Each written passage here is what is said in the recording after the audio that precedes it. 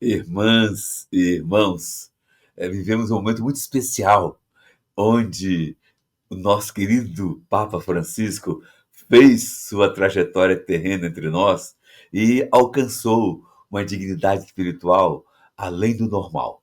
Eu nunca vi, é o sexto Papa que eu acompanho a sua passagem, mas eu nunca vi nenhum Papa que foi unanimidade na sua postura corajosa de evangelizar e de ser líder religioso como esse.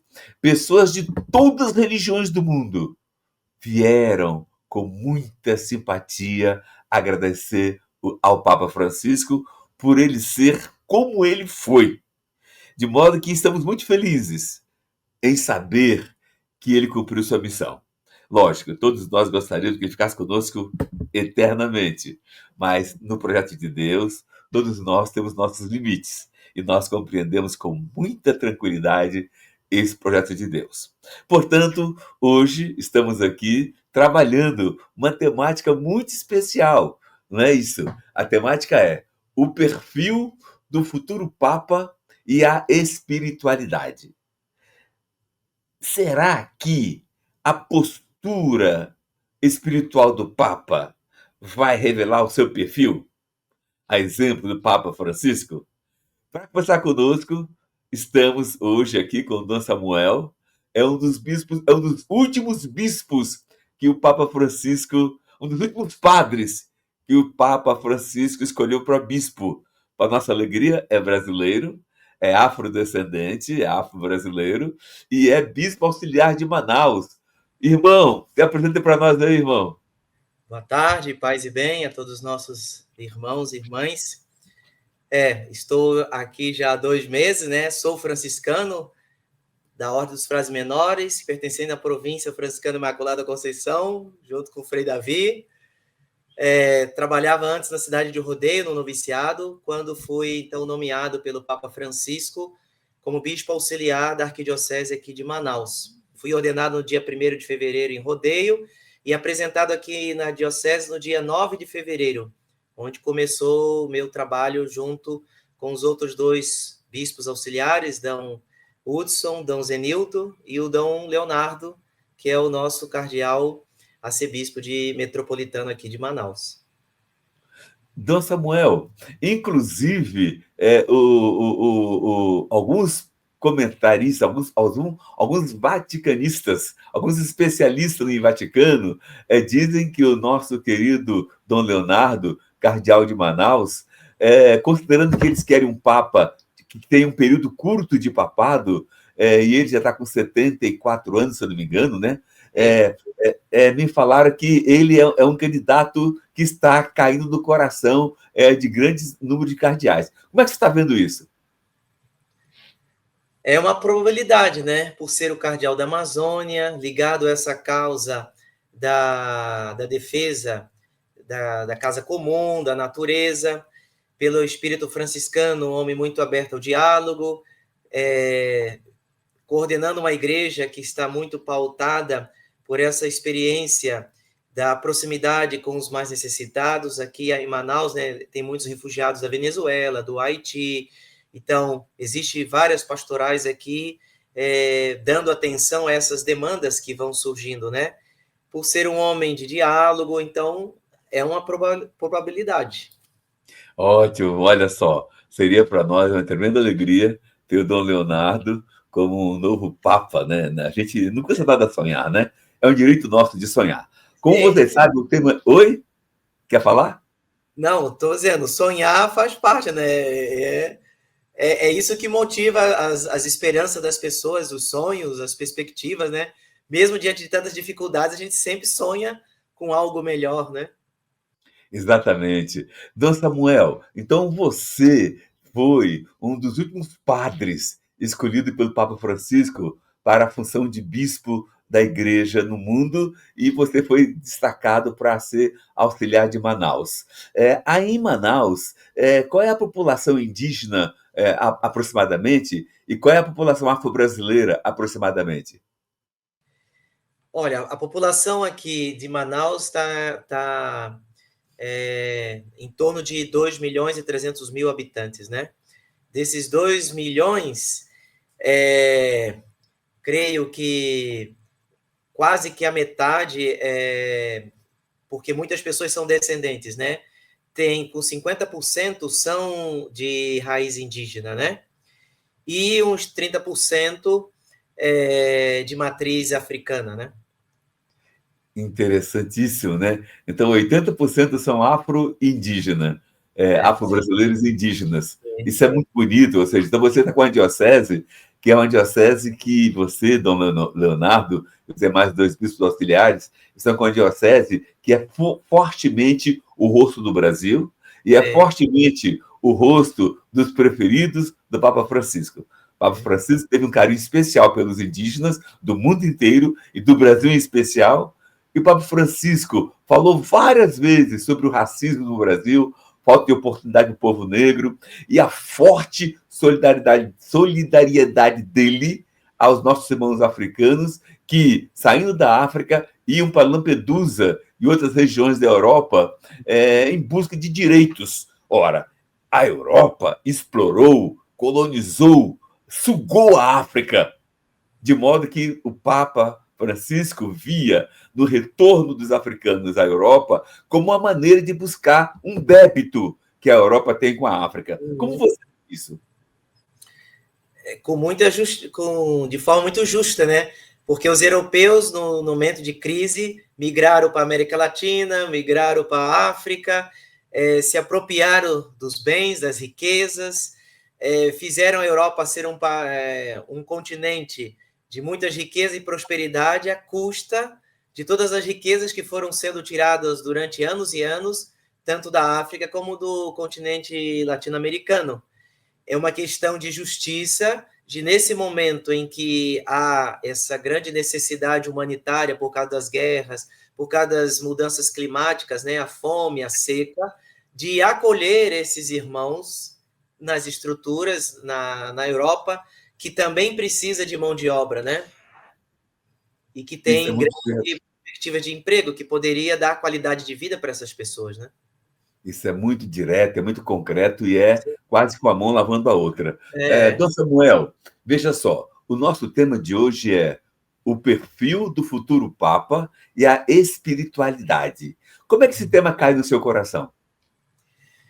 Olha, seguindo um pouco aquilo que o Papa Francisco deixou para nós como legado, eu vejo que a primeira condição assim é uma pessoa aberta ao diálogo por causa dessa caminhada que a igreja está fazendo em torno da sinodalidade, né? Aonde não é mais uma igreja de cima para baixo, mas é onde a gente vai construindo uma escuta a partir do espírito e a partir das bases. E assim nós vamos, pouco a pouco, descobrindo caminhos, meios e como responder aos grandes desafios do nosso tempo e da nossa época. Alguém pautado por essa experiência da simplicidade, né, da humildade. O testemunho que o Papa Francisco nos deixa, mais do que palavras, cada gesto dele era uma encíclica, porque falava muito alto as suas ações. E eu penso que o perfil de um novo Papa deveria estar muito pautado a isso, a autenticidade da sua vida e do exemplo, né? Porque hoje o mundo está cansado de tantos discursos, né? A gente vê discursos em ONU, discursos disso, discursos daquilo, mas falta a ação concreta. E, nesse sentido, o Papa Francisco foi um homem de ação que, na sua vida, no seu testemunho, foi pontuando uma direção para que a gente pudesse, como igreja, caminhar e seguir, né? Nessa direção do diálogo, da acolhida, com as igrejas de porta abertas, uma igreja em saída. Então, vejo que o perfil do novo Papa deve estar dentro dessa linha para dar continuidade a um caminho que nós estamos fazendo, né? Ou seja, é uma espiritualidade na ação Sim. e uma ação na espiritualidade. Sim. Nessa linha, meu irmão Dom Samuel, como você explica o fato de que a espiritualidade colocada em prática pelo Papa Francisco encantava pessoas de todas as expressões religiosas e até de ateus. Como Sim. você explica isso? Porque a espiritualidade transcende as religiões, né? A espiritualidade, já está dizendo, parte dessa experiência do amor que você dedica ao outro, não simplesmente por uma dimensão sociológica, antropológica, mas por causa da própria fé nesse Deus que é nosso Pai e que faz com que a gente compreenda que todos nós somos irmãos sem distinções. Então, quando a gente começa a colocar isso em prática, você vai rompendo as barreiras que o nosso mundo moderno vai criando, né? Criando rótulos, você é de tal religião, você é de tal país, você é de tal grupo étnico, e tudo isso, em vez de nos aproximar, nos distancia. O Papa Francisco, nesse sentido, foi vivendo essa espiritualidade do encontro, essa espiritualidade da escuta, essa espiritualidade do estar junto com o outro, né? Nas suas lutas, nos seus dramas, no seu sofrimento. Então, nesses últimos dias, o quanto ele sofria e oferecia o seu sofrimento pela questão da paz, né? Diante de tanta tecnologia e ciência, nós ainda vivemos a burrice, né, de gastar milhões e milhões de recursos com armamento, com destruição. Então, tudo isso é antagônico. Que sociedade nós estamos vivendo, que não somos capazes do diálogo e de forma diplomática resolver as questões, os litígios, né? Partimos para o tempo da pré-história, onde era tudo na pancada, no tiro, na morte, né? Verdade, verdade. Ou seja, o mundo quer ver uma espiritualidade e um Papa que tenha uma espiritualidade do compromisso com a paz, como Francisco foi fortemente compromissado com a paz. Samuel, você como um dos últimos padres eleito bispo pelo Papa Francisco, o que você mais admira na espiritualidade do Papa Francisco? A simplicidade e essa humanidade. Um homem que não teve medo de mostrar a sua realidade humana da fragilidade, de se despojar de suas vestes e entrar na basílica só vestido de roupa. Então, você é um homem muito humano, sem medo de viver aquilo que é próprio do humano, né? A mútua ajuda, a nossa dependência um do outro, essa capacidade de estar sempre aberto para escutar o posicionamento do outro. Isso, para nós, é uma chave de abertura para a gente construir uma sociedade nova. Exatamente.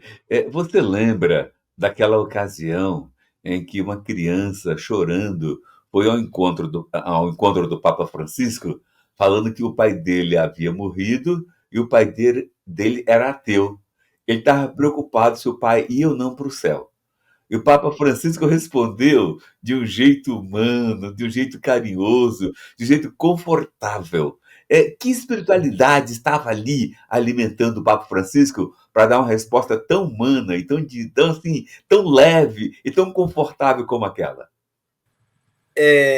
De pai que acolhe o filho nas suas necessidades, que se coloca no lugar do outro e estende as mãos para acolher no seu coração, no seu peito. Então, o Papa Francisco era muito simples e com respostas assim muito contundentes diante de situações assim inusitadas que aconteciam, né? Então, ele estava sempre muito aberto a vivenciar os momentos que as circunstâncias permitiam, né?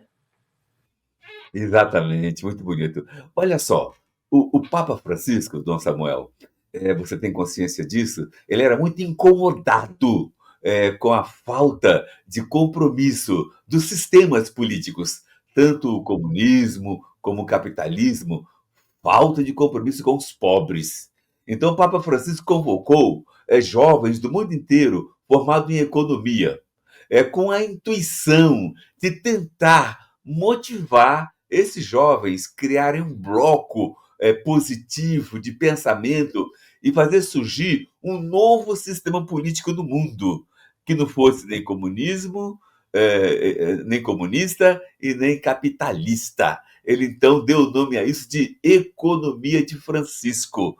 Como você explica isso? E em que pé está hoje o debate sobre esse sistema Economia de Francisco na igreja e no mundo? Esse sistema tem um nome muito bonito, Economia de Francisco, né? Hoje, a gente vê que todas as economias já coloca no centro o econômico e não a vida humana, não a pessoa humana, né? Nós estamos em função do econômico. Na economia de Francisco, a economia deve estar em função da vida das pessoas, em promover o ser humano a uma inversão de valores, né? Aonde toda a dinâmica, toda a engrenagem que faz o mundo girar devia se direcionar para essa promoção do desenvolvimento da qualidade da vida humana, de forma a que a gente pudesse realmente se desenvolver e crescer cada vez mais na nossa humanidade, né? Porque hoje, cada vez mais, a gente está se tornando uma coisa, uma peça, uma ferramenta de uma engrenagem que visa apenas gerar riquezas, né? Lucro. E isso tem demonstrado que está trazendo a nossa própria morte.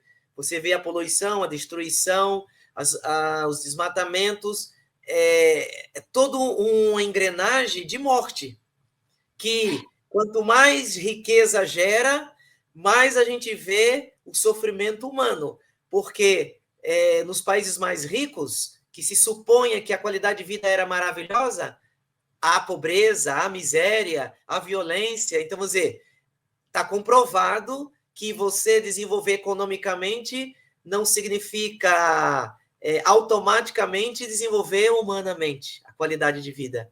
Então, é preciso inverter isso. A gente tem que trabalhar pelo desenvolvimento humano, usar a economia de forma a promover a educação, promover a integração das pessoas, promover o saneamento básico, a qualidade de saúde. Então, fazer com que a vida tenha uma qualidade realmente de vida, né? Porque hoje a gente vê concretamente que não tem. E nos grandes centros, cada vez mais a gente vê pessoas adoecidas, né? Verdade. Infelizmente você tem razão. É um problema gravíssimo que estamos enfrentando, mas a esperança que está em nós, ela cada vez mais nos deixa firmes e, inclusive, na expectativa de que o Espírito amoleça o coração dos cardeais e nenhum deles se deixe votar a partir de visões equivocadas, mas todos votem e escolham o Papa em função da inspiração do Espírito. Dom Samuel, antes de você ser escolhido pelo Papa para ser bispo, ou depois de ser sagrado bispo, você teve a oportunidade de se encontrar com o Papa Francisco? Pessoalmente, eu não tive a oportunidade de encontrar com ele, porque seria em setembro, no encontro dos novos bispos. Mas eu senti esse encontro na carta, na bula que ele escreve, né, da minha nomeação. Então, não é uma bula jurídica, é uma bula assim muito como se nós estivéssemos conversando, né? Meu amado filho, você que viveu esses anos na vida religiosa. Então, quer dizer, ele o texto é como se ele estivesse conversando com a gente. Então, ali deu para sentir essa proximidade, entendeu? Dom Samuel, também o Papa Francisco esteve aqui no Rio de Janeiro, em 2013, no encontro com a juventude. E indicam que foi o maior encontro dele com a maior multidão com a qual se encontrou com ele. Como você esteve nesse encontro e quando será o próximo? Você tem ideia de como é que está, onde vai ser o próximo? Tem alguma informação sobre o próximo encontro? Como é que está a articulação? E se os jovens do Brasil inteiro e do mundo que estão vendo essa live aqui, se tem alguma orientação para procurar um bispo local? Quem quer participar do próximo encontro mundial da juventude? E eu não tenho, como eu estou chegando aqui novo agora, eu não tenho todos os detalhes, a gente está se inteirando das coisas. Inclusive, eu aqui estou encarregado das juventudes, né? Na Arquidiocese, nós estamos fazendo um sínodo da juventude, né? Então, há uma escuta, estamos na segunda fase, que é da escuta, né? Não só dos jovens do mundo católico, mas das universidades, dos colégios, de outras crenças, dos bairros, né? Para que eles possam dizer, né, o que esperam da igreja, de nós, né? Então, está sendo muito bonito esse envolvimento da juventude aqui, né? Dos adolescentes, nos bairros, nos círculos que eles estão criando para refletir e poder pontuar, né? O que se espera da igreja, né? Como juventude. O Papa Francisco, apesar de ter muita idade, era um homem muito jovial, um homem muito, né? Cheio de vivacidade. Então, isso também eu acho que é uma forma de comunicar para a juventude, porque muitas vezes pensa que uma igreja daquela das vozinhas, né, da carochinha, né? Mas a igreja, nesse sentido, tem procurado cada vez mais estar atento a perceber os anseios, as necessidades da juventude, para que nós possamos fazer uma caminhada de jovialidade, né? Crescendo cada vez mais nessa experiência da vivência de fé, mas com jovialidade.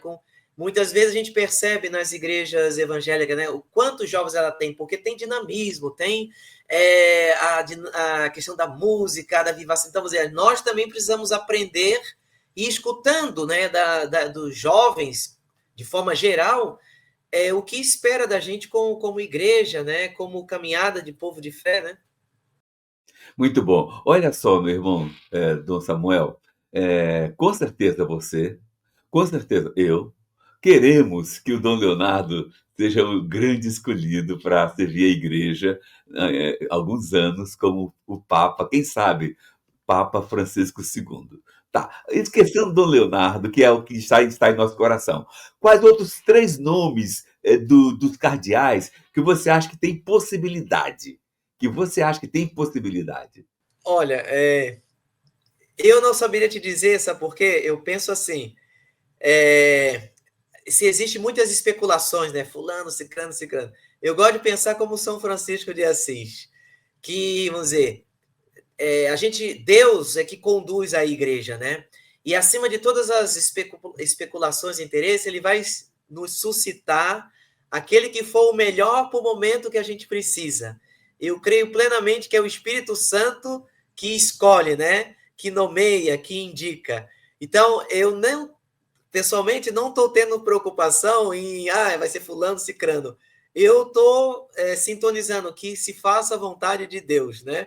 E que Deus vai querer o melhor, né? Que seja um Papa que dê um passo além daquilo que o Papa Francisco fez, que possa realmente nos abrir para responder os desafios do nosso tempo, que é um tempo bem complexo, né? Com muitos conflitos, com muitas sofrimento humano. Então, eu penso que tem que ser um Papa que nos ajude como igreja ser o samaritano, né, que estende os braços para acolher o irmão caído nas estradas existenciais e sociais da nossa vida.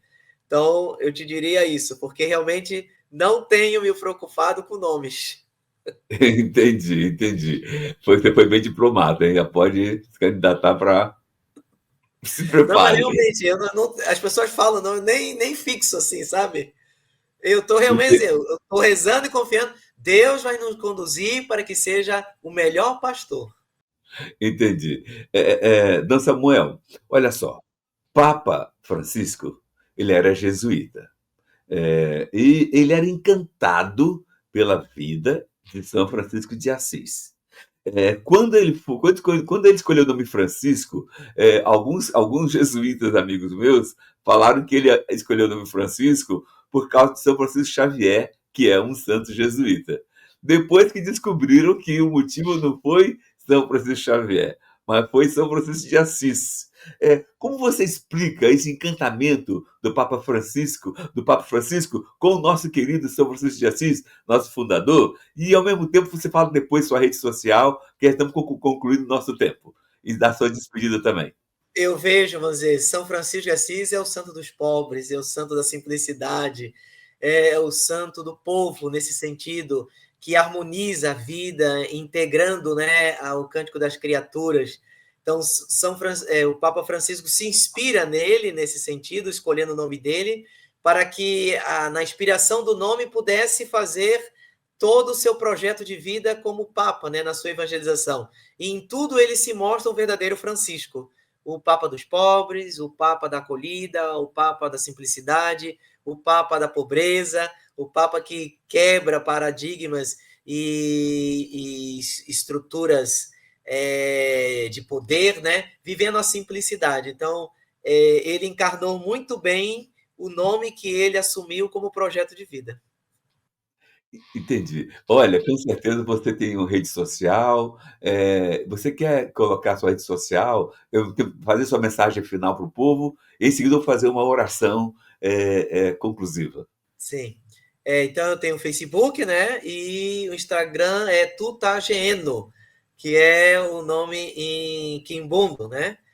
E creio que todos nós devemos hoje nos sintonizar em oração, pedindo as luzes do Espírito Santo para que os cardeais possam realmente se colocar na escuta da vontade de Deus e que elejam, né, um pastor que possa responder de forma autêntica aos desafios do nosso tempo e nos motivar como cristãos, né, na vivência cada vez mais do testemunho, da vivência da nossa fé no mundo em que a gente está, sendo sinal de esperança e vida.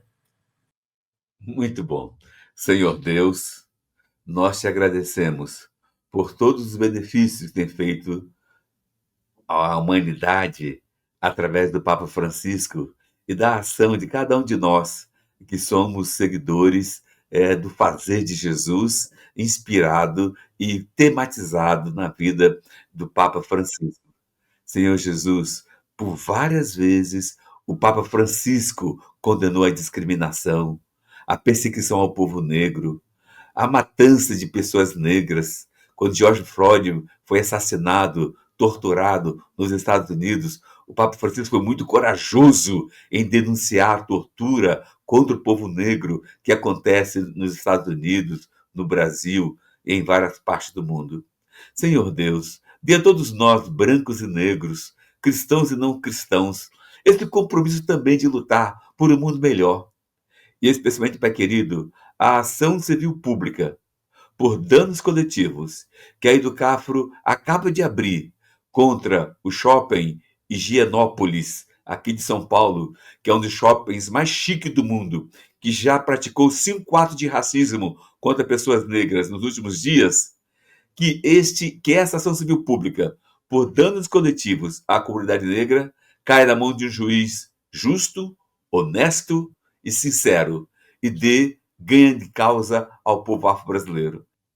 Que cada pessoa, Pai querido, do mundo inteiro, do Brasil em especial, e que estão agora participando desse momento, que é essa mesa da reflexão, espiritualidade de nação, possa enviar lá para a Capela Sistina, para os nossos irmãos cardeais, muitas energias espirituais. E assim, cada cardeal não se deixe levar pelo espírito do mundo que perpassa todos nós, mas que eles se dispam do espírito do mundo e abracem o espírito de Deus na escolha do sucessor do Papa Francisco. E quem sabe possamos dizer Papa Francisco II. Também, Pai querido, nós te pedimos que a Igreja Católica acelere a avaliação da postura do Papa Francisco e já acelere, porque a vida dele foi o suficiente para dizer que ele já merece o título de beato e merece o título de santo. Todos nós entendemos que santo é o que ele fez. Santo é o que ele fez. Um mártir que morre martirizado, uma pessoa que morre martirizada, ela já é santa automaticamente. Fazer o que ele fez, enfrentar o que ele enfrentou, foi muito mais que um martírio. Que a igreja reflita sobre isso e brevemente transforme o nosso querido Papa Francisco em um santo. Te pedimos em nome do Pai, do Filho e do Espírito Santo. Amém. Deus Samuel, sua bênção para todos nós. Que o Senhor vos abençoe e vos guarde. Que o Senhor volva o seu rosto para vós e se compadeça de vós. Que o Senhor vos mostre a sua face e vos conceda paz. Que o Senhor Todo-Poderoso vos abençoe, em nome do Pai, do Filho e do Espírito Santo. Amém. Que a graça, a força e a paz de Deus esteja e permaneça com cada um de vocês, agora e sempre. Amém. Um grande abraço, fica com Deus. Tamo juntos. Jornalismo de verdade coloca o interesse do público acima de qualquer outro. Essa é a gravidade da situação. Como que a gente hoje, que tem imagens imediatas do que se passa, aceita uma coisa dessa? Incomoda os poderosos. Ele me viu, olhou meu olho, já mandei lá atrás, cadê a prevenção? A gente entrou agora numa cruzada contra esse crime das tais apostas esportivas. Jornalismo de verdade não se omite nunca. Está sempre ao lado da democracia. Que eu já falei várias vezes, né? Sobre como o Cid omitiu e até mentiu algumas vezes. As urnas, elas funcionam. A denúncia foi recebida por unanimidade. Não descansa, porque a notícia também não. A gente está subindo uma trilha no meio do mato. É um lugar perigoso também, porque é esse tipo de pedaço de terra que acabou deslizando lá para baixo, né? Então a gente está prestando atenção e está subindo para mostrar lá de cima. Jornalismo de verdade denuncia as injustiças. Um grupo de pessoas cada vez maior está sendo trazido e despejado aqui no Paraisópolis. Jornalismo de verdade é livre, sem patrocínio, sem monetização e com independência para dizer o que precisa ser dito. O ICN só pode fazer jornalismo de verdade graças ao apoio da comunidade corajosa que luta ao nosso lado. Faça parte da comunidade do ICL e apoie a nossa luta pelo jornalismo de verdade.